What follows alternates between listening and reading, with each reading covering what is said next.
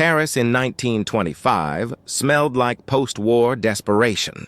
Victor Lustig invited 6 scrap metal tycoons, yet the man known as the Count did not actually own the Eiffel Tower. Born Robert Miller in Bohemia, our boy spent his youth training to be a world-class professional liar.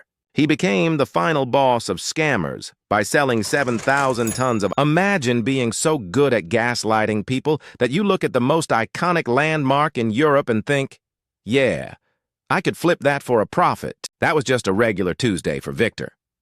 Before we get to the giant iron paperweight heist, you have to understand the sheer level of audacity this man possessed. Lustig was a polyglot and a social chameleon who treated post-war Europe like his own personal sandbox. He had spent years on transatlantic ocean liners, fleecing wealthy travelers with a fake money-printing machine called the Romanian box. It was a literal wooden crate that allegedly printed $100 bills, but actually just took 6 hours to spit out a single piece of paper because he claimed the ink had to dry. He would sell these useless boxes for $30,000 a pop and be off the boat before the victims realized they had just bought a very expensive nightstand.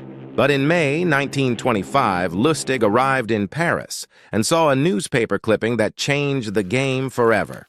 The Eiffel Tower was rusting. It was insanely expensive to maintain, and a significant number of Parisians actually thought it was a giant eyesore.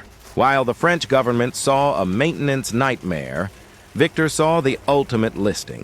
He checked into the legendary Hôtel de Crillon, forged some high-tier government stationery, and prepared to deliver the greatest sales pitch in human history. It's May 1925, and Paris is basically a giant aesthetic battlefield. Most people hated the Eiffel Tower back then. They thought it looked like a structural middle finger made of girdered iron. Victor Lustig, smelling the sweet scent of desperation and government incompetence, moves into the Hôtel de Crillon. This isn't just a hotel. It's basically the 1920s version of a luxury penthouse for people who want to look official without actually having to do any work. He commissions some high-quality forged government stationery because nothing screams, "I have authority." He then shoots an invite to the 5 biggest scrap. He introduces himself as the Deputy Director General of the Ministry of Posts and Telegraphs, a job title so incredibly dull and specific that nobody would ever think to double-check it. He sits these guys down and drops the ultimate bait. Look, the tower is a total dump. It's rusting, the maintenance is killing the budget, and quite frankly, the public wants it gone. The government is selling it for scrap, but we're doing it on the DL to avoid a PR nightmare. One guy in the room, André Poisson, whose name literally means fish, which is just perfect levels of foreshadowing, is sweating through his tailored suit. He's the new money guy who desperately wants to be the main character in the Parisian business scene. Lustig, who has the social intuition of a shark in a bathtub, zeroes in on Poisson immediately. He can smell the guy's insecurity from across the room. But then, the classic "oh no" moment hits. Poisson starts getting cold feet. He's wondering why a multi-million-franc deal is going down at a fancy hotel bar instead of a dusty government office. Instead of panicking, Lustig switches to God mode. He pulls Poisson aside and basically tells him that being a top official doesn't pay as well as it looks. He implies that if Poisson wants to ensure his bid is the winner, he's going to need to provide a little administrative convenience fee under the table. In any logical universe, a government official asking for a bribe to sell a national landmark is a red flag the size of Jupiter. But to Poisson, a corrupt bureaucrat looking for a payday was the most realistic thing he'd seen all day. It actually made the deal feel legendary. Poisson handed over a 70,000 franc bribe plus the 1,200,000 franc sale price, a total transaction worth roughly $4.7 million in 2024 money. Lustig didn't even wait for the ink to dry on the fake contract. He grabbed the cash, skipped the country to Vienna, and sat back to wait for the news of the century to break. He fully expected to see his face on every newspaper in Europe, but what happened next was even weirder. Poisson was so absolutely humiliated that he'd been played like a cheap fiddle that he just sat in his office, millions of francs poorer, staring at a tower he didn't own, while Lustig realizes he just committed the perfect crime. Victor Lustig was currently chilling in Vienna, probably bathing in a tub of 1.2 million francs and laughing until his lungs hurt. He's checking the Parisian newspapers every morning, waiting for the headline, "Idiot Scrap Dealer Buys National Landmark." But it never comes. André Poisson was so psychically damaged by the realization that he'd been played like a cheap kazoo that he decided he didn't call the cops. He didn't tell his wife. He just sat in his office and thought about his life choices. Imagine being so embarrassed that you let a guy walk away with enough money to buy a small country just so your neighbors don't find out you're a potato.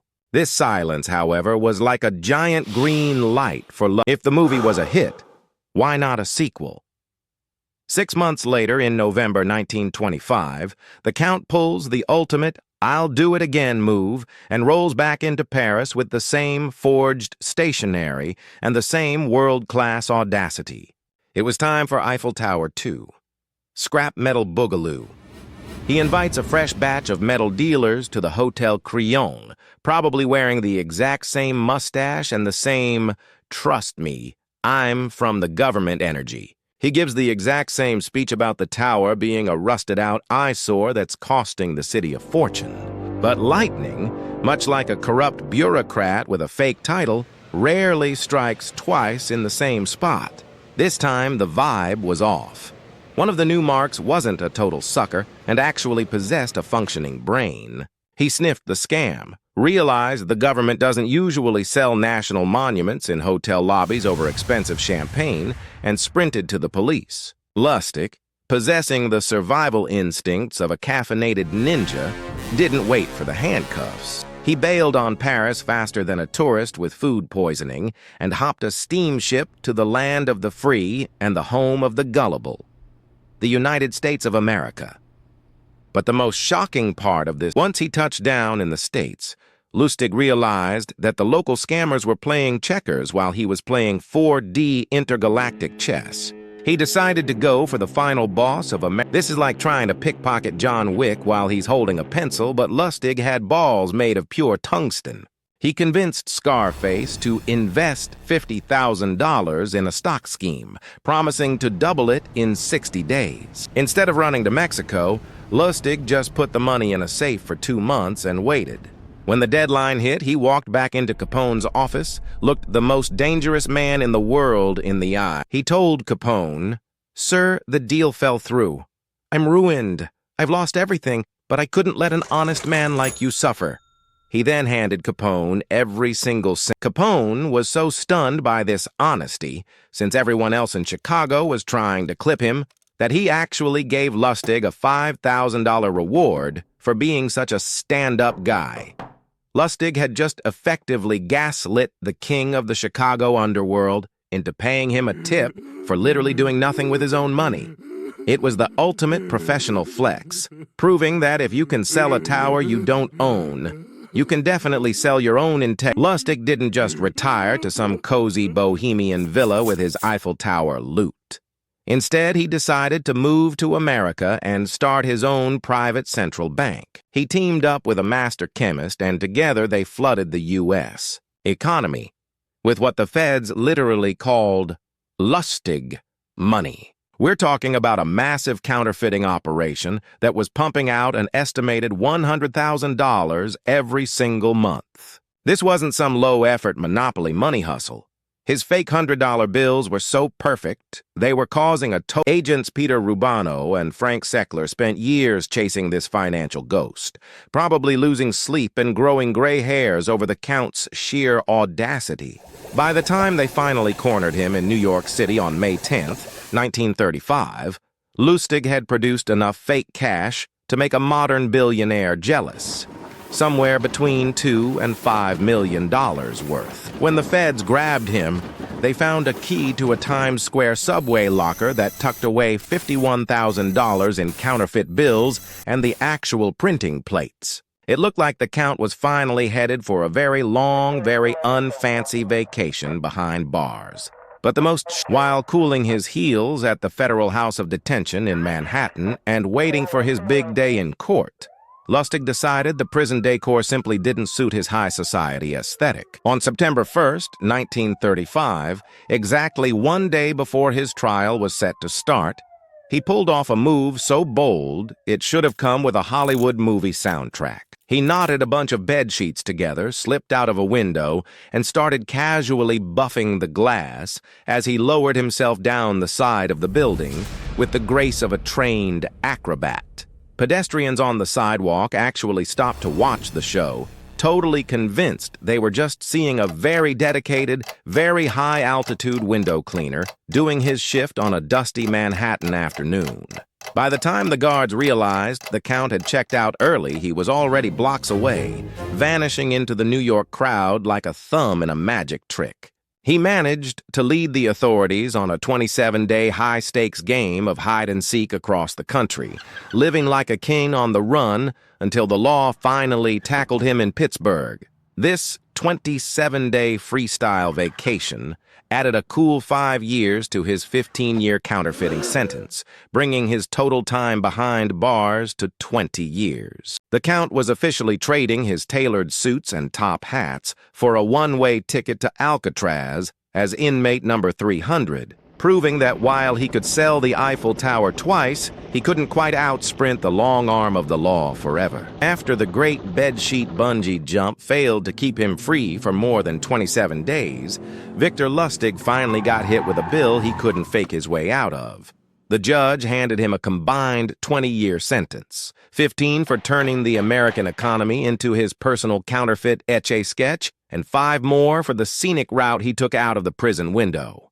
They didn't just send him to any local jail, they sent him to the ultimate tropical resort for high-achieving scumbags, Alcatraz. Known officially as Inmate number 300, Lustig spent his days staring at the San Francisco skyline from the Rock, probably trying to figure out if he could sell the Golden Gate Bridge to a particularly gullible seagull. But even the guy who tricked Al Capone couldn't con his way out of biology. By 1947, his health was tanking harder than the French franc during his first scrap metal auction.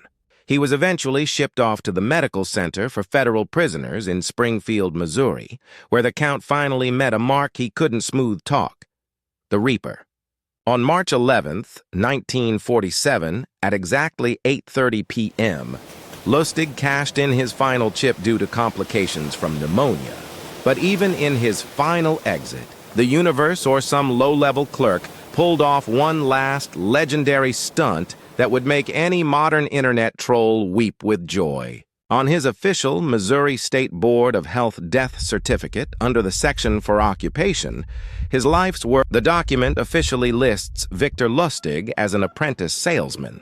This man had sold the literal Eiffel Tower twice, distributed millions in high-quality Lustig money, and basically wrote the handbook on social engineering, and the government officially labeled him an intern. It is the ultimate bureaucratic burn from beyond the grave.